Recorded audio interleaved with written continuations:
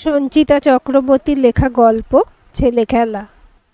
নাচের অনুষ্ঠান শেষ করে ফিরতে সেদিন বেশ রাত হয়ে গেছিল। শিয়ালদা থেকে লাস্ট ট্রেনটাও বেরিয়ে গেছে। তিতির তন্দ্রিমাকে বলল, এখন আর বাড়ি ফেরার চেষ্টা করিস না, তুই বরং আজকে রাতটা আমার সাথেই থেকে যা। তারপর বন্ধুর মাকে ফোন করে আশ্বস্ত করে নিজের বাড়িতে মাকে একটা কল করে তিতির। আমরা দুজনে আসছি মা, খুব খিদে পেয়েছে আমাদের। তিতিরদের বাড়িতে যখন খাওয়া দাওয়া শেষ করে দুই বন্ধু শুতে গেল, তখন ঘড়ির কাঁটা প্রায় রাত 1:30 ছুঁই ছুঁই। ফোনটা হাতে নিয়ে দেখে মিত অনেকগুলো মেসেজ করে রেখেছে। ওর মেসেজগুলো পড়ার সময় তিতিরের চোখ মুখে একটা তৃপ্তির আলো খেলা করতে থাকে। সেটা লক্ষ্য করে তন্দ্রিমা বলল, কার মেসেজ? তোর বয়ফ্রেন্ডের নিশ্চয়ই। হেসে মাথা নাড়ে তিতির। সন্ধ্যা থেকে তোদের একবারও কথা বলতে দেখলাম না তো। কথা বলবো কি করে, আমার যে প্রোগ্রাম ছিল ও সেটা জানে তো। আর তারপরে? তন্দ্রিমা আবার বলে। তিতির উত্তর দেয়, আজ রাত 11:30টার ফ্লাইটে ও অফিসের কোনো এক জরুরি কাজে মুম্বাই যাচ্ছে। কথা হবে কি করে? দেখিস বাবা, আজকাল কাউকে বিশ্বাস করা যায় না। সায়নকে দেখেছিস তো? ঈশিতাকে দেখলেও গলে যাচ্ছে, আবার 3 বছর ধরে সম্পূর্ণার সঙ্গেও প্রেম করে চলেছে। তন্দ্রিমা মেয়েটা এমনিতে বেশ ভালো, কিন্তু ওর এই কথাগুলোই তিতিরের খুব বিরক্ত লাগতে শুরু করলো। মিত সম্পর্কে এইরকম কিছু ও চিন্তাই করতে পারে না। তন্দ্রিমা তখনও বলে যাচ্ছে, সম্পূর্ণা জানেই না আসছে বুধবার সায়ন ঈশিতাকে নিয়ে দেউলটি না কোথায় বেড়াতে যাবে। তিতির কিছুটা অসহিষ্ণুভাবেই বলে, আমার খুব ঘুম পেয়েছে, তুইও ঘুমিয়ে পড়, সারাদিন অনেক পরিশ্রম গেছে। মোবাইলটা বেড সাইড টেবিলে রাখার সময় মিতের মেসেজ ঢুকলো, মুম্বাই পৌঁছে গেছি, হোটেলে যাচ্ছি, ঘুমিয়ে পড়, গুড নাইট। এর মধ্যেই ওর কোলবালিশটাও হাতিয়ে নিয়েছে তন্দ্রিমা, আর ঘুমিয়েও পড়েছে। তিতির শুয়ে শুয়ে ভাবে, সায়নের মতো যদি ওর সাথে মিতও একই কাজ করে। মনে হতেই চোখে জল চলে আসে ওর। তারপর ভাবে, ধুর তেরি, এইসব চিন্তা থেকে নিজেকে দূরে রাখতে হবে। তন্দ্রিমার এইসব গল্প আরও শুনবে না। যে জিনিস শুনলে মনে সন্দেহ তৈরি হয়, নিজের মানুষের প্রতি অবিশ্বাস উঁকি মারতে থাকে, সেই জিনিস শুনে নিজের সময় আর মন দুটোই নষ্ট করার কোনো মানে নেই। পরের দিন সকাল 7টায় তিতিরের ফোন বাজতে থাকে। চোখ বুজে ফোনটা কানে নিয়ে ও বলে, গুড মর্নিং। ওপাশ থেকে কোনো শব্দ না পেয়ে আবার বলে, কি হলো রে, বল। এবার এক পুরুষকণ্ঠ উত্তর দেয়, মর্নিংটা গুড হলো কোথায়? এ তো মিতের গলা নয়। চকিতে চোখ খুলে মোবাইল স্ক্রিনটা একবার দেখে নেয় ও। অচেনা একটা নাম্বার। তিতির উঠে বসে বিছানায়। এলোমেলো চুলগুলো মুখের একদিকে সরাতে সরাতে বলে, আপনি কে বলছেন? আমি সায়ন রে। সায়ন? এত সকালে?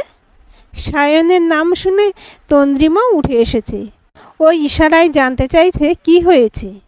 তিতির ওকে চুপ করে থাকতে বলে ফোনটা স্পিকারে দিয়ে দিল। বল সায়ন, কি হয়েছে তোর, এত সকালে হঠাৎ? সর্বনাশ হয়ে গেছে রে, সম্পূর্ণা সুইসাইড করতে গেছিল। সে কি রে? চেঁচিয়ে ওঠে তিতির। পাশ থেকে তন্দ্রিমা ফুট কাটে, সব তোর জন্য হয়েছে সায়ন, 2 নৌকায় পা দিয়ে চলবি, ছোট লোক একটা। ফোনের ওপাশ থেকে প্রায় কেঁদে ফেলে সায়ন। আমি খারাপ হতে পারি, প্লে বয় হতে পারি, একসঙ্গে 2-3 জনের সাথে প্রেমের নাটক করতে পারি, কিন্তু আমি কাউকে মেরে ফেলার জন্য বিষ দিতে পারি না রে। বিষ? এর মধ্যে বিষ এলো কোথা থেকে? তিতির জানতে চায়। সায়ন ভাঙা গলায় বলে, সম্পূর্ণার স্টমাক ওয়াশ করে পয়জন পাওয়া গেছে। জ্ঞান ফেরার পর ও নাকি বলছে কোল্ড ড্রিঙ্কস খাওয়ার পরই ওর শরীর খারাপ লাগতে শুরু করে, আর ওই কোল্ড ড্রিঙ্কসটা নাকি কাল রাতে ওকে আমি দিয়েছিলাম। তিতির আর পারে না, বিরক্ত হয়ে বলে, তুই দিয়েছিলি সত্যি? সায়ন আবার বলে, আরে না রে বাবা, আমি দেব কি করে, কাল আমি তো ওর সাথেই ছিলাম না। আমি কাল ঈশিতার সাথে সিনেমায় গিয়েছিলাম। 9টায় শো শেষে ঈশিতাকে ওর হোস্টেলে নামিয়ে বাড়ি ফিরে গেছি। এখন ওর কথার উপর ভিত্তি করে পুলিশ আমায় খুঁজে বেড়াচ্ছে। আমার ফোনটা অন করতেই পারছি না। তিতির বলে, এটা কার নাম্বার? এটা আমার দাদার এক বন্ধুর নাম্বার। কিছুক্ষণ চিন্তা করে তন্দ্রিমা বলে, সত্যি কথা বলছিস তুই? মা কালীর দিব্যি, আমি এসব কিছু করিনি। তিতির একটু ভেবে বলে, ঈশিতাকে বল পুলিশকে বলতে যে আগের সন্ধেতে ও তোর সাথে ছিল। সেখানে তো আরও বিপদ হয়েছে। ঈশিতার হোস্টেলে যোগাযোগ করে জানতে পারলাম কাল রাতে নাকি ঈশিতা হোস্টেলেই ফেরেনি, অথচ আমি ওকে হোস্টেলের গেটে নামিয়ে দিয়ে এসেছি। ওর রুমমেট সোনিয়া সবাইকে বলেছে ঈশিতা আমার সাথে দেখা করতে গেছিল। এবার মেয়ে না ফেরায় ওর দাদা বৌদিও আমার নামেই অভিযোগ করেছে। তিতির মাথায় হাত দিয়ে বসে পড়ে। তার মানে রাতারাতি দুটো কেসে তোর পিছনে পুলিশ পড়ে আছে? তোর পায়ে পড়ি তিতির, আমায় বাঁচা, আমি কিচ্ছু করিনি, কেঁদে ফেলে সায়ন। তারপর ফোনটা হঠাৎ রেখে দেয়। হতভম্ব হয়ে দুই বন্ধু মুখোমুখি বসে থাকে। তন্দ্রিমা ধীরে ধীরে জিজ্ঞাসা করে, কি করবি তুই? তিতির বলে, আমিও সেটাই ভাবছি। মিথ থাকলে একটা কিছু ব্যবস্থা হয়তো করতে পারতাম, কিন্তু আমার একার পক্ষে এত কিছু করে ওঠাটা খুবই ডিফিকাল্ট। তোর বয়ফ্রেন্ড ফিরছে কবে? ঠিক নেই, এখনও কথা হয়নি। চা জল খাবার টেবিলেও ঘুরে ফিরে সেই একই আলোচনা চলতে থাকে। ইতিমধ্যে ওদের ব্যাপারটা নিয়ে একটা নিউজ চ্যানেলে দেখানোও হচ্ছে। তন্দ্রিমা বলে, সম্পূর্ণা তো তবু প্রাণে বেঁচে গেছে, এখনও আইসিইউতে আছে। আর ঈশিতার যে কি হলো তার তো কোনো হদিশই নেই রে। তিতিরের মা বলে, আমি একটা জিনিস বুঝি না, আজকালকার ছেলে মেয়েগুলো একটা সম্পর্ক থাকতে থাকতে আর একজনের সাথে জড়িয়ে পড়ে কি করে? তিতির উত্তর দেয়, জড়িয়ে পড়ে কারণ সম্পর্কে গভীরতা হয়তো কম থাকে। আমাদের বন্ধুরা কেউ প্রেম করে না মা, ওরা ডেট করতে চায়, শুধু কেবল এক্সপ্লোর করবে, বেটার আরও বেটার খুঁজতে থাকবে। আর সেই খোঁজ প্রায় সারা জীবন ধরে চলতেই থাকবে। ওদের মনের মতো কেউ মিলতেই চায় না। তন্দ্রিমা তিতিরের দিকে চেয়ে বলে, তুই মিতে আটকে গেলে কি করে? তুই কি ওর থেকে বেটার কিছু পেতিস না? হয়তো পেতাম, হয়তো পেতাম না, হয়তো মিতও আমার থেকে বেটার কাউকে পেত বা পেত না। কিন্তু কি বলতো, আমরা দুজন দুজনকে পেয়ে এত খুশি যে অন্য কাউকে ওই জায়গাটা দেওয়ার কথা কোনোদিন চিন্তাও করিনি। এর মধ্যে তিতিরের ফোন বেজে ওঠে। মিত জানায়, আজ রাত 8:30টার মধ্যে ও কলকাতায় পৌঁছে যাবে। তিতির ওকে বলে, একটা বিশাল ব্যাপার ঘটে গেছে মিত, তোকে এই কেসটা সলভ করতে হবে। এয়ারপোর্ট থেকে সোজা আমাদের ফ্ল্যাটে চলে আয়। সন্ধ্যের মধ্যে মোটামুটি সমস্ত নিউজ চ্যানেলেই সায়নের গল্প খবর হয়ে ঘুরতে থাকে। নম্বর পাল্টে পাল্টে সায়ন আরও বার দুয়েক তিতিরকে ফোন করেছিল। ওদিকে মিতের আর তর সইছে না। পুরো কেসটা তিতিরদের সামনে বসে যতক্ষণ না শুনতে পাচ্ছে ও ঠিক শান্তি পাচ্ছে না। 9:30 নাগাদ মিত ওদের ফ্ল্যাটে আসে। বলতো গোটা ব্যাপারটা ঠিক কি হয়েছে? তিতির আর তন্দ্রিমা পুরো ঘটনাটা মিতকে জানায়। মিত জিজ্ঞেস করে, ঈশিতা কি জানতো যে সায়নের সাথে সম্পর্কে জড়িয়ে আছে তার একজন স্টেডি গার্লফ্রেন্ড আছে? তন্দ্রিমা উত্তর দেয়, সায়ন পাক্কা খেলুড়ে ছেলে, একসাথে দুটো প্রেম দিব্যি চালাচ্ছিল, কেউ কারো হদিশ জানতো না। তুমি ওদের একসাথে কোনো ছবি সোশ্যাল মিডিয়ায় পাবে না। তুমি জানলে কি করে তাহলে? তন্দ্রিমা বলে, সম্পূর্ণা আমার আর তিতিরের সাথে স্কুলে পড়তো, আর ঈশিতা আমার বাবার কাছে ফিজিক্স পড়তে আসে। সায়নকে আমি ঈশিতার সাথে আমাদের বাস স্ট্যান্ডে, ওদিকের পার্কে বিভিন্ন জায়গায় দেখেছি। তারপর একদিন কথায় কথায় জিজ্ঞেস করাতে ঈশিতা বলে, হ্যাঁ ওটা আমার বয়ফ্রেন্ড। ওদিকে সম্পূর্ণার সাথে অনেক দিন পর সোশ্যাল মিডিয়ায় যোগাযোগ হওয়ার পরে ও সায়নের ছবি আমাকে দেখিয়ে বলেছিল যে ওটা ওর বয়ফ্রেন্ড। তিতিরও ওর কথায় সম্মতি জানায়। তারপর মিতকে বলে, আমি কিন্তু মনে মনে ভেবেছিলাম সায়নের এই ঈশিতার সাথে সম্পর্কটার কথা আমি ওকে জানিয়ে দেব, কিন্তু তার আগেই কি হয়ে গেল। আবার একটা অচেনা নম্বর ভেসে ওঠে তিতিরের মোবাইলে। এটা মনে হচ্ছে সায়ন, আমায় দে। মিত ফোনটা রিসিভ করে। ওপার থেকে সায়ন হাউমাউ করে কেঁদে ওঠে। এবার, আমাকে বাঁচাও ভাইটি, আমি পুরো ফেঁসে গেছি। আমি কিছু করিনি। মিত ওকে বলে, সবার আগে তুমি আমার নাম্বারটা নোট করো। এরপর থেকে ফোন করার হলে তুমি আমার নম্বরে করবে, তিতিরকে নয়।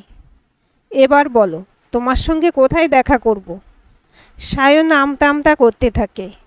ভয় পেও না, যদি তুমি নির্দোষ সত্যিই হয়ে থাকো তাহলে আমায় বলতে পারো তুমি কোথায় আছো এখন, কারণ ফোনে এত কথা বলা সম্ভব নয়। সায়ন একটু ইতস্তত করেও শ্যামনগরের একটা ঠিকানা বলে। তারপর বলে, এটা আমার মাসতুতো দাদার বন্ধুর বাড়ি। মিত বলে, আমি কাল আসছি। তোমার যদি এর মধ্যে নতুন কিছু জানানোর থাকে তুমি আমার নম্বরে করবে। তিতির মিতকে বলে, আমায় ফোন করতে বারণ করে দিলি কেন? বেশ একটা থ্রিলিং ব্যাপার ঘটছিল।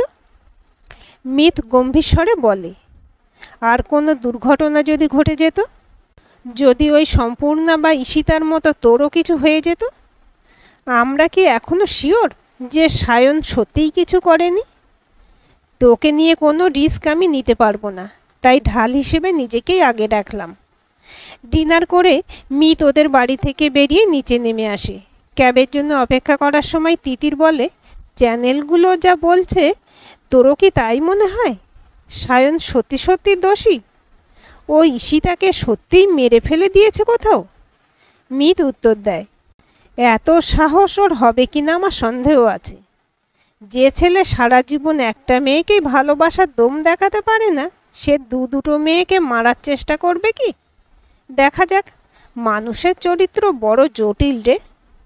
একটা মানুষকেই সারা জীবন ভালোবাসতে সাহস লাগে নাকি? তিতির বলে।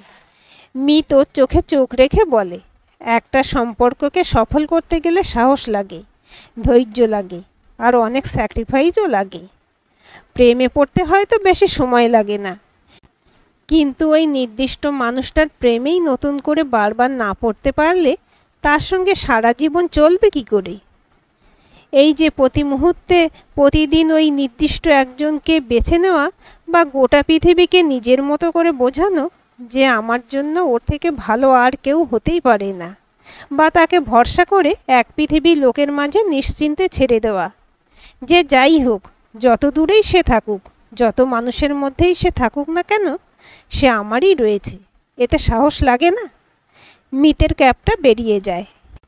শ্যামনগর পোস্ট অফিসের কাছেই হলুদ রঙের দোতলা বাড়িটাতে যখন মিত পৌঁছালো তখন সকাল 8:30। বাড়ির বাইরে বেশ কয়েকটা ফুলের গাছ আছে। এক পাশে তুলসী মঞ্চও দেখতে পেল। দরজা খুলে বেরিয়ে এসেছিল প্রণব মুখার্জি, এবারের একমাত্র ছেলে, সায়নের মাসতুতো দাদার অভিন্ন হৃদয় বন্ধু। বছর 45 বয়স, মাথার সামনের দিকে চুল প্রায় নেই বললেই চলে। তিনি মিতকে ভেতরে নিয়ে গেলেন। এমন একটা কাণ্ড হয়ে গেছে যে আমরাও খুব ভয়ে আছি। ওকে বারান্দাতেও আসতে দিচ্ছি না। চ্যানেল দুটোতে এতবার ও ছবি দেখিয়েছে যে পাবলিকের পক্ষে চিনে নেওয়া অসম্ভব নয়। তখন এমন ছেলেকে আশ্রয় দিয়েছি বলে আমরাও বিপদে পড়ে যাব। দুটো ঘর পেরিয়ে 3 নম্বর ঘরের দরজা ভেতর থেকে বন্ধ করে সায়ন বসেছিল। প্রণবের গলার আওয়াজ শুনে দরজা খুলে বাইরে এলো। তুমিই মৃত্যুঞ্জয়? হ্যাঁ। একা এসেছো? তিতির আসেনি? না, আমি এখান থেকেই অফিসে যাব, তাই আর ওকে আনিনি। সায়ন করুণ হেসে বলে, আমার মতো ক্রিমিনালের সামনে নিজের গার্লফ্রেন্ডকে আনতে ভরসা পেলে না, তাই না? মিত সে কথাই গুরুত্ব না দিয়ে ওকে বলে, তোমার মুখ থেকে পুরো ঘটনা শুনবো, বেশি সময় নেই। পুলিশকে অত বোকা ভেবো না, যে কোনো সময় এই জায়গায় খুঁজে নিতে পারে। তার আগে যা করার করতে হবে। ঘরের দুটো জানালা দুটোই বন্ধ করে রাখা, ভারী পর্দা দিয়ে কাঁচও ঢাকা। সেদিকে তাকিয়ে সায়ন বলে, দুদিন প্রায় সূর্যের মুখ দেখতে পেলাম না। প্রণব ফ্যানের স্পিডটা আরও বাড়িয়ে বলে, এই দুর্গতির জন্য তুই নিজেই অনেকাংশে দায়ী। সাধারণ জীবন তোদের পছন্দ হয় না তো, শুধু এক্সাইটমেন্ট চাই। এবার দেখে নে কোথায় এসে ঠেকেছিস। সায়ন বলে, সম্পূর্ণার সাথে আমার বছর 3-এর সম্পর্ক। গ্রাজুয়েশনের সেকেন্ড ইয়ার থেকে বলতে পারো। সব কিছু ঠিকঠাকই চলছিল। ও আমায় ভালোবাসতো, কেয়ারিংও ছিল, কিন্তু আমি ধীরে ধীরে বোর হয়ে যাচ্ছিলাম। এমন নয় যে ভালোবাসতাম না, কিন্তু সব কিছু কেমন যেন অভ্যাসের মতো লাগতো। ওই দেখা করা, নিয়ম মতো ফোনে কথা বলা, মাঝে মাঝে গিফট দিতে হতো, কেমন আছি, কোথায় খেলাম, ঘুমোলাম কিনা, পরীক্ষা বা জবের কোনো প্রিপারেশন নিচ্ছে কিনা, এর বাইরে ইদানিং আর তেমন কোনো কথা হতো না। আমার ওর ফোনটাও সবসময় ধরতে ইচ্ছে করতো না। তারপর হঠাৎ একদিন রাতে দেখলাম ঈশিতা রিকোয়েস্ট পাঠিয়েছে, প্রোফাইল লক করা ছিল। ভাবলাম অ্যাকসেপ্ট করে দেখি ভেতরে কি আছে। ও আমার থেকে কিছুটা জুনিয়র বুঝলাম, সবে ফার্স্ট ইয়ার। ওর ফটোগুলো দেখে বেশ ভালো লাগলো। ভাবলাম কথা বলে দেখি একবার। সেই যে চ্যাট করা শুরু করলাম, তারপর আর নিজেকে থামাতে পারিনি। 1 সপ্তাহের মধ্যেই সামনাসামনি দেখা করলাম। খুব ভালো কাটছিল সময়টা। প্রণব মুখার্জি ওকে থামিয়ে বলল, তোর মনে হলো না যে তুই আরেকজনকে ঠকাচ্ছিস? আসলে আমি কিন্তু 3 বছর সম্পর্কে থাকলেও ওকে কোনো কমিটমেন্ট দিইনি। সম্পূর্ণা প্রায় বছরখানেক ধরে বলেছে বহুবার যে আমার প্রতি কতটা কমিটমেন্ট, কতটা লয়াল। কিন্তু এসব একটা ছেলের মুখ দিয়ে বেরোনো মানে তাকে অনেক দায়িত্বশীল হয়ে যেতে হবে। আমি অতটা সিরিয়াস নই। তবু হুঁহা করে চালাতাম। কিন্তু ও ভবিষ্যৎ নিয়ে ভাবা, চাকরি, কেরিয়ার নিয়ে আলোচনা করতে শুরু করলো এত বেশি করে যে আমি আরও সরতে লাগলাম ওর থেকে। আর ঈশিতা ততই আমার কাছে প্রিয় হয়ে উঠল। এবার মিথ বলল, তোমার আচরণে ও তফাৎ দেখেনি? দেখেছে, বহু অভিযোগ করেছে, ঝগড়া হয়েছে। বলেছে সবাই জানে আমাদের সম্পর্কের কথা, আজ এত বছরের এত কথার পরে তুমি এটাকে ছেলে খেলার জায়গায় নিয়ে গেলে। আমার কি দোষ বলো? আমি অত পাত্তা দিতাম না। মিথ বলে, তুমি একটা সম্পর্ক শেষ না করে তাকে এভাবে মাঝপথে ঝুলিয়ে রেখে দিলে। প্রণবও সাই দিয়ে বলে, এটা কত বড় মানসিক অত্যাচার বুঝিস? আমার আর ওকে ভালো লাগতো না, চাপ দিচ্ছিল বড় বেশি। তার থেকে ঈশিতা যেন আমার অক্সিজেনের মতো। মিথ বলল, 2 দিন পরে ওকেও ভালো লাগতো না তোমার। সেও তো সিরিয়াস হতো, বিয়ে, ভবিষ্যৎ, চাকরি নিয়ে কথা বলতো। তখন ওকে ছেড়ে আরও একজনের দিকে যেতে হয়তো। প্রণব মুখার্জি সাই দিয়ে বলল, জানি না তোরা এগুলো পারিস কি করে। সায়ন মিথকে বলে, ঈশিতার কোনো খোঁজ মিলেছে? কিছু জানো? খুব চিন্তা হচ্ছে, মেয়েটাকে বড় ভালোবাসতাম। মিথ ওর দিকে তাকিয়ে বলে, ওই কথাটা বলো না, তোমায় মানাচ্ছে না। ভালোবাসা অন্য জিনিস। তোমার র্যাডারে ধরা পড়বে বলে মনে হয় না। যাই হোক, লাস্ট দিন কি করেছিলে সত্যিটা বলো। আমি আর ঈশিতা সিনেমা দেখতে গিয়েছিলাম সিসি2তে। তারপর 9টায় ওকে হোস্টেলের গেটে নামিয়ে বাইক নিয়ে চলে এসেছিলাম। মিথ বলে, ও ঢুকে গেছিল, তুমি দেখেছো? না, আমি নামিয়ে চলে এসেছিলাম। আর সম্পূর্ণা যে বলছে তুমি। সায়ন ওকে থামিয়ে দিয়ে বলে, বিশ্বাস করো, লাস্ট 15 দিন ওর সাথে তেমন কোনো কথাই হয়নি আমার। দেখা তো অনেক দূরের কথা। অত সাহস আমার নেই ভাই। আর পোষাবে না, সরে যাব। বিষ দিয়ে মারতে যাব কেন? তিতিরকে অফিস থেকে ফোন করে মিথ বলল, সম্পূর্ণার ঈশিতার ফেসবুকের লিংক পাঠা জলদি। কিন্তু লক করা তো, দেখবি কি করে? তোর ফ্রেন্ড লিস্টে আছে ওরা? সম্পূর্ণা আছে, ঈশিতাকে আমি চিনি না। তন্দ্রিমা চেনে। তন্দ্রিমাকে নিয়ে আমাদের প্রিয় কফি শপটায় দুপুর 2টো নাগাদ আসতে পারবি? পারবো। কফি শপে মিতের আসতে একটু দেরি হলো। এসেই তন্দ্রিমাকে বলল, তুমি আমায় ঈশিতার প্রোফাইলটা খুলে দেখাও। আর তিতির, তুই আমার সম্পূর্ণার প্রোফাইলটা দেখা। 2টো প্রোফাইলের ছবিগুলো অনেকক্ষণ ধরে খুঁটিয়ে খুঁটিয়ে দেখতে লাগলো মিত। তারপর বলল, আজ এখান থেকে সম্পূর্ণাকে দেখতে ওই নার্সিংহোমটায় যাবি? তন্দ্রিমা বলে, ঢুকতে দেবে নাকি? পুলিশ থাকতে পারে। মিত তিতিরকে বলে, আমার সাথে মেশোর কথা হয়ে গেছে। এটা যে পুলিশ অফিসার হ্যান্ডেল করছেন তাকে বলাও আছে, আমায় আটকাবে না। তন্দ্রিমা আটকে উঠে বলে, তুমি পুলিশের সঙ্গে যোগাযোগ করেছো? মিত হেসে বলে, আমি ওনাদেরই এক্সটেন্ডেড পার্ট বলতে পারো। ঘটনাটা তল অবধি দেখব, তারপর যদি দেখি সায়ন দোষী, ও ঠিকানা ওদের দিয়ে দেব, ওটাই ভেবে রেখেছি। তন্দ্রিমা ভয়ে ভয়ে বলে, আমি না গেলে হয় না? তুমি একমাত্র ওদের 3জনকে চেনো, তাই তুমি থাকলে ভালো হয়। ওখান থেকে ওরা তিনজন উল্টোডাঙ্গার মোড়ে একটা নার্সিংহোমের সামনে এসে দাঁড়ালো। ছিমছাম ছোট নার্সিংহোম, খুব একটা রোগীর চাপ আছে বলে মনে হলো না। মিথ চারপাশে চোখ বুলিয়ে তন্দ্রিমাকে জিজ্ঞেস করলো, ওর বাড়ির লোকজনকে দেখতে পাচ্ছ? তন্দ্রিমা ঠোঁট উল্টে বলল, না। রিসেপশনে একজন অল্প বয়সী মেয়ে বসে আছে, তাকে গিয়ে ওরা বলল সম্পূর্ণার সঙ্গে দেখা করতে ওপরে যাবে। মেয়েটি মাথা নেড়ে না বলে বলল, ওনার সাথে দেখা করার অনুমতি নেই। মিত এগিয়ে এসে বলে, আমরা ওর বন্ধু হই। মেয়েটি বলল, ডাক্তার পারমিশন দেবে না, ওর বাবা মা ছাড়া কাউকে অ্যালাউ করা হচ্ছে না।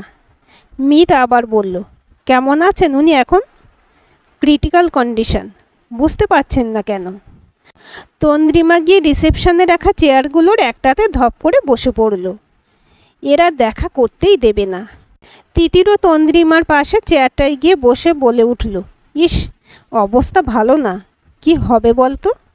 একটু দূরে দাঁড়িয়ে মিত তখন মোবাইল ঘাঁটছে আর মাঝে মাঝে নার্সিংহোমে নতুন আসা দুজন মহিলার দিকে তাকাচ্ছে।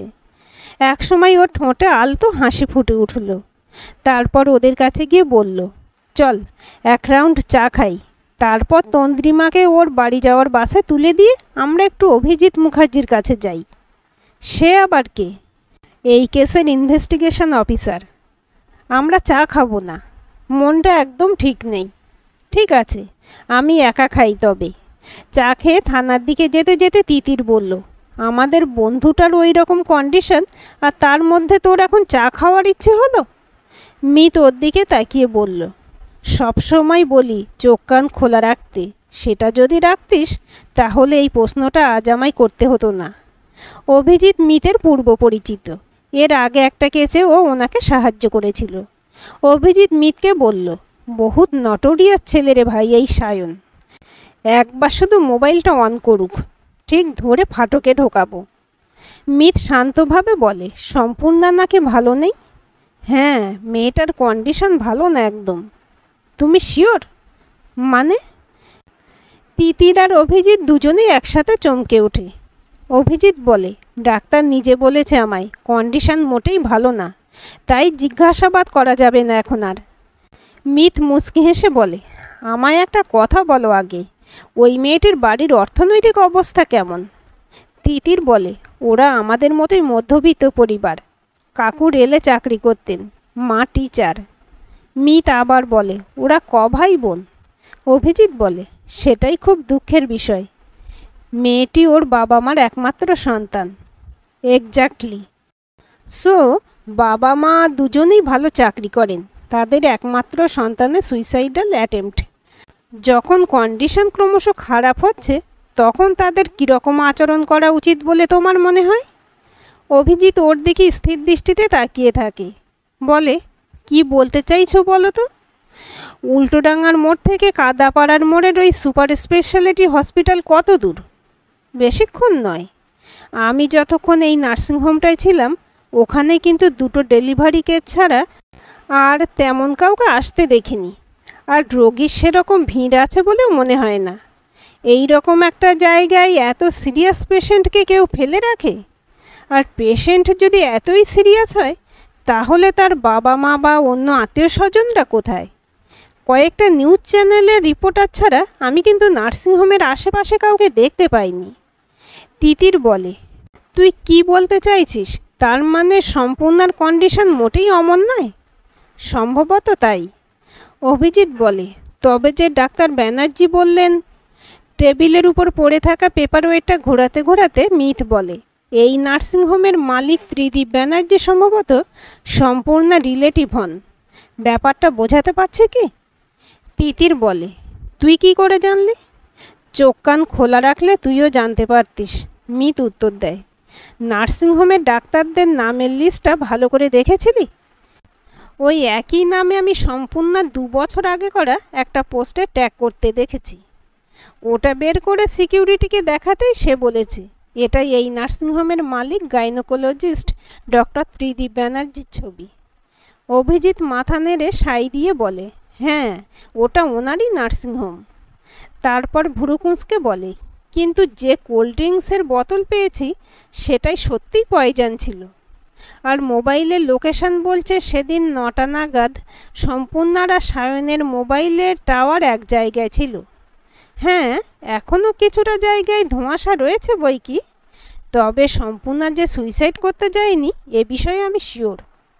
যদি তুমি জোর করে ওই আইসিইউতে ঢুকতে পারো তবে হয়তো চিত্রটা পরিষ্কার হয়ে যাবে। কিন্তু ঈশিতা, তার কোনো খোঁজ পাচ্ছি না তো, তারও মোবাইল অফ হয়ে আছে। মিথ বলে, আর সময় নষ্ট না করে আমাদের ডক্টর ব্যানার্জির নার্সিংহোমের দিকে এগোনো উচিত। অভিজিৎ মুখার্জি কনস্টেবলকে ডেকে গাড়ি বের করার নির্দেশ দেন। নার্সিংহোমে পৌঁছে ওদের সাথে পুলিশকে ঢুকতে দেখে রিসেপশনের মেয়েটি তড়িঘড়ি কাউকে ফোন করতে যায়। মিত ওর হাত থেকে ফোনটা নিয়ে নেয়, বলে, পুলিশের কাজে বাধা দিলে কি হয় জানা আছে? মেয়েটি চুপসে যায়। ওরা সিঁড়ি দিয়ে ওপরে উঠতে শুরু করে। দু একজন সিকিউরিটি বা অন্যান্য স্টাফ এসে পথ আটকানোর চেষ্টা করলেও খুব একটা কাজে আসে না। আইসিইউ এর সামনে এসে ডক্টর ব্যানার্জির মুখোমুখি হয় ওরা। উনিও পথ আটকে বলেন, রোগিণীর অবস্থা মোটেই ভালো নয়। এই অবস্থায় আমি কোনো মতেই ওনাকে জিজ্ঞাসাবাদ করার পারমিশন দিতে পারি না। অভিজিৎ মুখার্জি একরকম জোর করেই আইসিইউ এর ভেতরে ঢোকে। বিভিন্ন রকম মেশিন আর ওষুধের গন্ধে ভরা একটা ঘর। সাকুল্যে 9টা বেড আছে, যার প্রায় সবকটাই খালি। কোনার দিকে দুজন শুয়ে আছে দেখে ওরা সেদিকে এগিয়ে গেল। প্রথম বেডে একজন বয়স্ক পুরুষ অচেতন হয়ে আছে। পরের বেডে শুয়ে থাকা রোগিণীর দিকে তাকিয়ে তিতির চিৎকার করে ওঠে, এ তো সম্পূর্ণা নয়, এ তো ঈশিতা। অভিজিৎ মুখার্জি ফিরে গিয়ে ডক্টর ব্যানার্জির সামনে দাঁড়িয়ে বলেন, আগের দিন যে মেয়েটির সঙ্গে আমি কথা বলে গিয়েছিলাম এ তো সে মেয়ে নয়। সম্পূর্ণা কোথায়? মিথ বলে, ওনাকে চেপে ধরো অভিজিৎ, উনি পুরোটা জানেন। ডক্টর ব্যানার্জি মাথা নিচু করে বসে থাকেন, কিছুই বলতে চান না।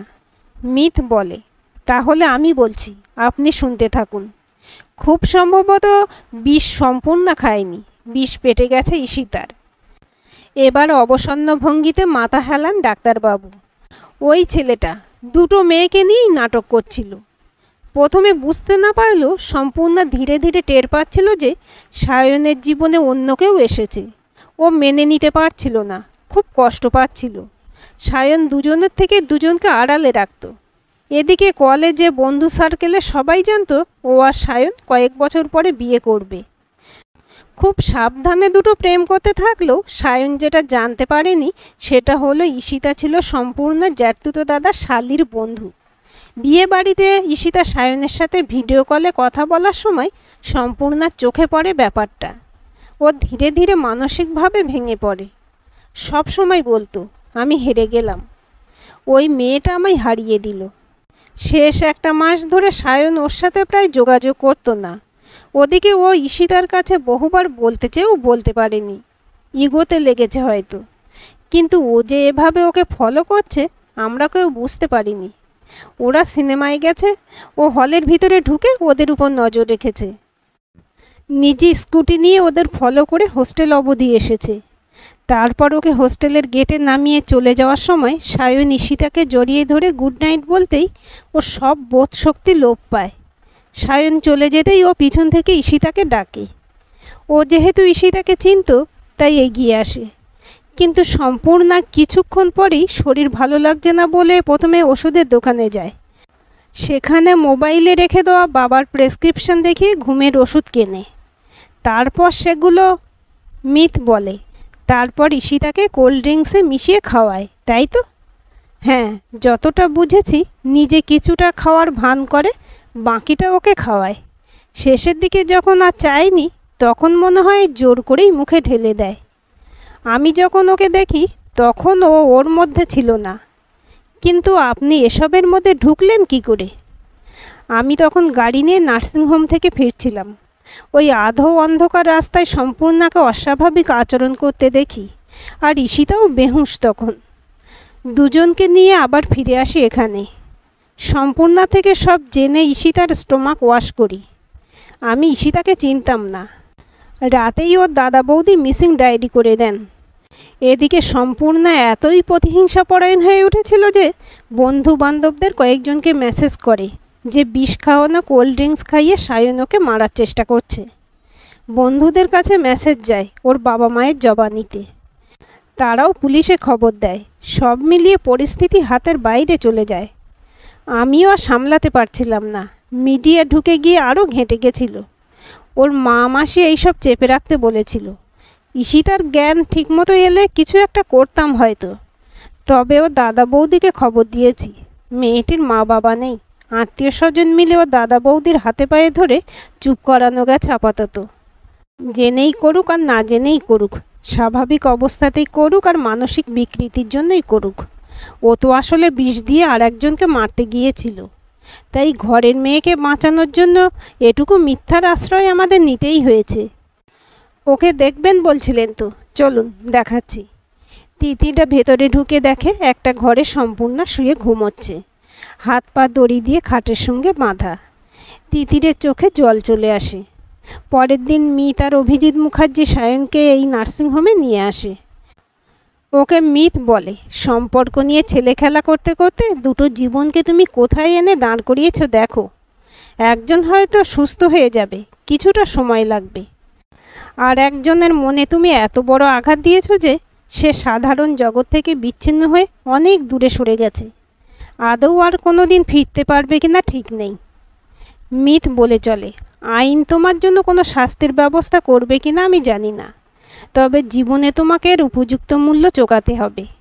শুধু অপেক্ষা করে থাকো, কর্ম কিন্তু ছেড়ে কথা বলে না। আজকের গল্পটি কেমন লাগলো কমেন্ট করে জানাবেন।